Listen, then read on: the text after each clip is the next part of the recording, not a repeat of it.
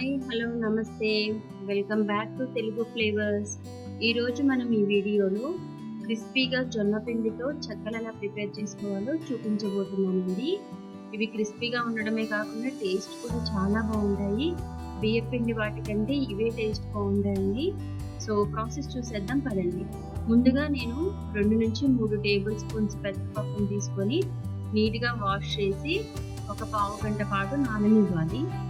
ఈలోపు మనం ఒక మిక్సీ జార్ తీసుకొని కొంచెం చిన్న అల్లం ముక్క, కొన్ని పచ్చిమిర్చి వేసి దీనిని పేస్ట్ చేసి పెట్టుకోండి. కారం మీకు సరిపడినంత వేసుకోవచ్చండి. ఇలాగ కచ్చాపచ్చాగా మిక్సీ చేసి పెట్టుకోండి. ఇప్పుడు ఒక గ్యాస్ మీద కడాయి పెట్టి దానిలోకి 1.5 కప్పు వాటర్ యాడ్ చేసుకోవాలండి. 2 కప్పుల జొన్న పిండికి 1.5 కప్పు వాటర్ కరెక్ట్గా సరిపోతుంది మెజర్మెంట్. దానిలోకి టేస్ట్కి సరిపడినంత సాల్ట్ వేసుకోవాలి.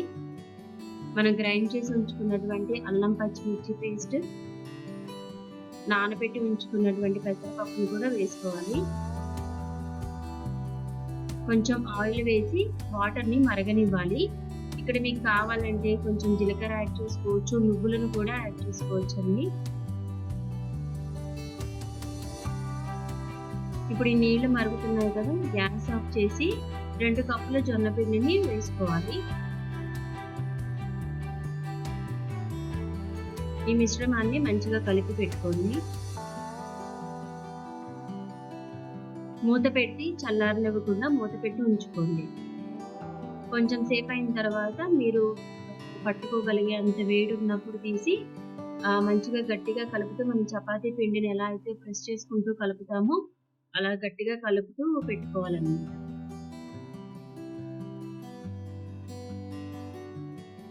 ఇట్లా ఒక డో లాగా ప్రిపేర్ చేసి పెట్టుకోండి. అది మొత్తం చల్లారిపోకుండా మూత పెట్టి ఎప్పటికప్పుడు కొంచెం కొంచెం తీసుకోండి. ఈ విధంగా ఒక పెద్ద కవర్ తీసుకొని దాని మీద ఆయిల్ అప్లై చేసుకోండి. అందులో పిండిలోంచి ఒక చిన్న పార్ట్ తీసుకొని వాటిలోంచి మీకు కావాల్సినంత సైజులో చిన్న చిన్న బాల్స్ లా పెట్టి చేసుకోండి. ఇలా చేస్తే మనం ఒకళ్ళమే చేసినా కూడా ఒకటేసారి ఒక 7 to 8 ఒకటేసారి చూసుకోవచ్చు. ఇలా ఏదైనా ఫ్లాట్గా ఉన్న గ్లాసుని కానీ గిన్నెని కానీ తీసుకొని దానికి ఒక కవర్ పెట్టి దానిపైన ఆయిల్ అప్లై చేసి ఇలా ప్రెస్ చేసుకోండి. వీటిని పలుచగా ప్రెస్ చేసుకోవాలండి. మనం జొన్న పిండితో ప్రిపేర్ చేస్తున్నాం కాబట్టి మనకి చెక్కలు ఒత్తుకునేటప్పుడు పలుచగా ఉంటేనే అవి వేగిన క్రిస్పీగా అవుతాయి.